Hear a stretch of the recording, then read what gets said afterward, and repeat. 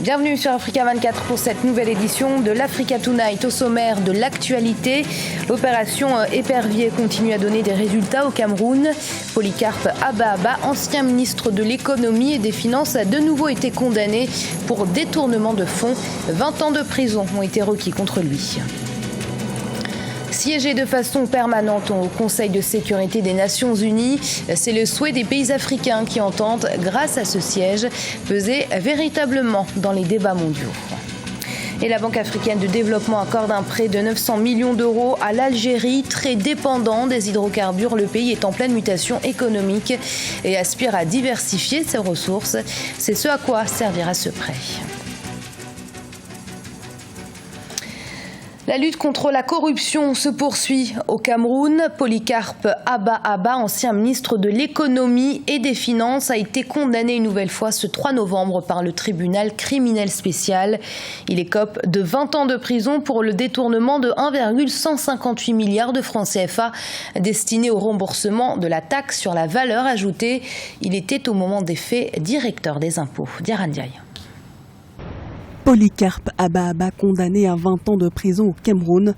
L'ancien ministre camerounais des Finances vient d'écoper d'une nouvelle condamnation ce jeudi 3 novembre par le tribunal criminel spécial. 1,158 milliards de francs CFA destinés au remboursement de la taxe sur la valeur ajoutée à certaines entreprises en 2000 auraient été détournés. Polycarpe Abba assumait les fonctions de directeur des impôts au moment des faits incriminés. C'est fréquent au Cameroun, il y a plusieurs anciens membres du gouvernement qui séjournent en prison pour des soupçons de détournement des deniers publics. Il y a jusqu'à un ancien premier ministre, M. Inoni Effen, qui est en prison. Il y avait 3 anciens secrétaires généraux de la présidence de la République. Titi Sejoua a été libéré, mais il reste en prison M. Atangane Bara et M. Marafa Amidou Yaya. Il y a des dizaines d'autres anciens membres du gouvernement. On ne peut pas en réalité se prononcer de manière claire sur cette opération.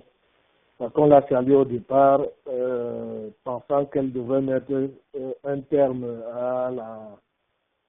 aux atteintes à la fortune publique qui était devenue monnaie courante au Cameroun. Mais malgré ces arrestations, malgré ces condamnations, on se rend compte que la dépense publique n'est toujours pas maîtrisée.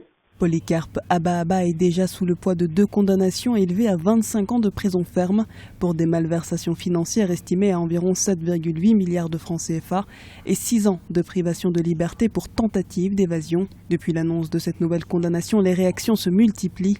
Le comité de libération des prisonniers politiques estime de son côté que l'ancien ministre Abba n'aurait pas eu droit à un procès équitable. Il est pourtant apparu au cours de ce procès qui s'est ouvert le 19 janvier 2015 qu'il s'agissait d'une erreur de la Commercial Bank of Cameroon commise sur le compte personnel de M.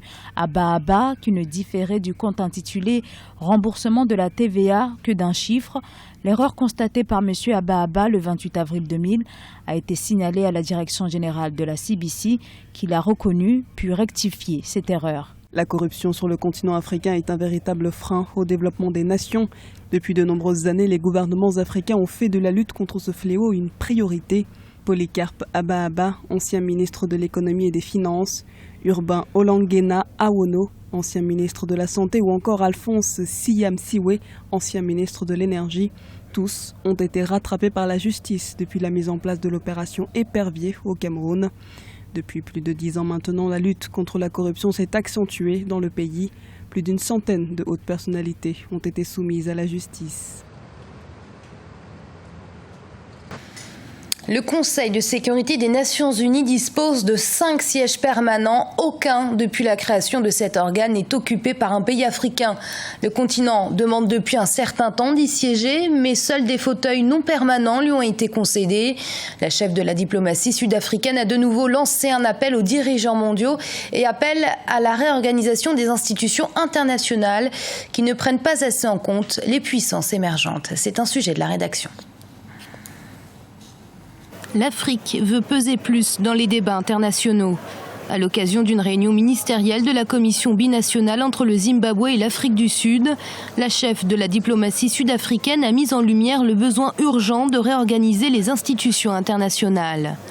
Des institutions qui ne prennent pas en compte ni les avis ni les besoins des économies émergentes. C'est en ce sens que l'Afrique demande de siéger de façon permanente au Conseil de sécurité de l'ONU. Les Africains deviennent impatients par rapport à un Conseil de sécurité des Nations Unies qui discute de la paix et de la sécurité sur notre continent qui nous concerne. Sans nous, nous travaillerons fermement ensemble et nous élèverons nos voix plus fort encore pour obtenir ces réformes, y compris les réformes des institutions financières. Le Conseil de sécurité des Nations Unies comprend 15 membres, dont 5 permanents, les États-Unis, la Chine, la Russie, la France et le Royaume-Uni.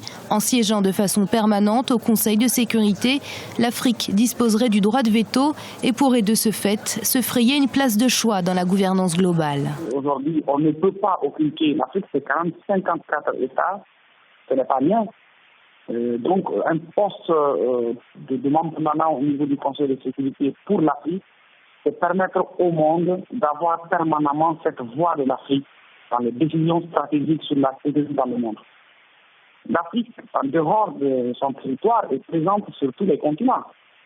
Présente de façon significative par les grandes communautés d'immigrés qui sont là-bas, qui sont à la fois dans le tissu des sociétés intellectuelles, de tous les corpus, de tous les corps de spécialité, mais c'est aussi une population avec laquelle on ne peut pas ne pas compter. Bon, exclure l'Afrique de ce Conseil de sécurité de façon permanente, c'est priver aussi de la valeur ajoutée que l'Afrique peut apporter. Maintenant, est-ce que c'est possible? Bien sûr que c'est possible, c'est une question de volonté politique. Le Conseil de sécurité de l'ONU n'a pas connu de réforme depuis sa création il y a plus de 70 ans.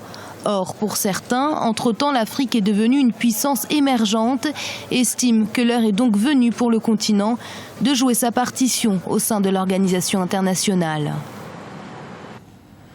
10 années maintenant que l'Algérie n'avait pas sollicité la Banque africaine de développement. Elle y a été contrainte. La chute du cours du baril de pétrole a fortement impacté cette économie rentière. Le prêt accordé par la BAD de 900 millions d'euros permettra au pays d'accélérer sa diversification économique et sera injecté dans des secteurs tels que le tourisme ou encore l'agriculture. Corinne Kamdem. La Banque africaine de développement octroie un prêt de 900 millions d'euros à l'Algérie. Le prêt destiné au programme d'appui à la compétitivité industrielle et énergétique a été accordé à l'Algérie ce mercredi 2 octobre. Ce prêt est le premier à être sollicité par le pays auprès de l'institution financière panafricaine depuis 2006. Il intervient dans un contexte économique difficile marqué par la baisse des cours du pétrole amorcée en juin 2014.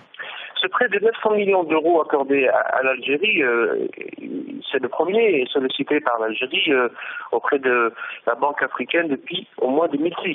Ce prêt de 900 millions d'euros auprès de la BAD souligne que les difficultés financières de l'État algérien et souligne également la nécessité d'affronter les demandes sociales. La chute des cours annoncée depuis 2014 a entraîné la baisse des revenus pétroliers algériens, divisant ces derniers par 2. De 62 milliards en 2014, les revenus du pétrole du pays ne devraient pas dépasser les 25 milliards en 2016. Ce montant approuvé par le conseil d'administration de la banque pourrait permettre d'amorcer des réformes, notamment au niveau de la diversification de l'économie du pays, de manière à réduire la dépendance de l'Algérie à la rente pétrolière, qui constitue 49% des revenus de l'État. Les finances de l'État ont besoin d'argent frais, ont besoin également de garder un certain équilibre pour éviter d'abandonner des projets qui peuvent être importants pour la population, mais également pour l'économie algérienne, une économie qui cherche toujours à être diversifiée. Et ce montant alloué par la BAD, selon ce qui a été dit, à l'appui à la compétitivité industrielle et énergétique en Algérie. Également, relancer l'appareil industriel pour augmenter l'exportation. Alger a d'ores et déjà établi ses priorités concernant l'utilisation de ce prêt. Les secteurs qui en bénéficieront principalement sont l'agriculture, l'industrie, l'énergie, le tourisme et les TIC. Selon le représentant de l'UNICEF Congo, près de 175 000 enfants en bas âge souffrent de malnutrition dans le pays. Un paradoxe au vu des potentialités agricoles du Congo. La malnutrition est l'une des principales causes de mortalité infantile. La communauté économique des États d'Afrique centrale appelle donc ses pays membres à privilégier l'aspect qualitatif des produits pour une meilleure alimentation de ces populations. Reportage d'Eva Panzou. Nutrition chronique est un véritable problème de santé publique, mais aussi de développement en Afrique centrale. En République du Congo, ce sont environ 175 000 enfants de 0 à 5 ans qui en souffrent, soit un taux de prévalence de 24,4%. Ce taux est de 20% en milieu urbain et 30% en milieu rural. La mauvaise alimentation est l'un des facteurs de ce fléau qui agit sur la pauvreté de la population. Pour payer des aliments, pour se nourrir, il faut des moyens. Donc, si la pauvreté est bien contrôlée, chaque petit ménage peut avoir accès facilement aux aliments de très bonne qualité. Les 6 premiers mois, donner le lait, c'est un facteur important parce que le lait protège l'enfant pendant les 6 premiers mois de la vie et par conséquent, pendant les 1000 premiers jours de la vie, l'enfant aura donc des capacités de mieux se défendre contre des infections et ne connaîtrait pas de problème de dénutrition. Le gouvernement congolais entend gagner la bataille de l'insécurité alimentaire et nutritionnelle. L'objectif de la sécurité alimentaire dans des pays comme le Congo a privilégié l'aspect quantitatif pour nourrir le plus grand nombre. Ainsi, l'intégration de l'aspect qualitatif est une solution que nombreux pays devront préconiser. Souvent, c'est l'engagement qui importe.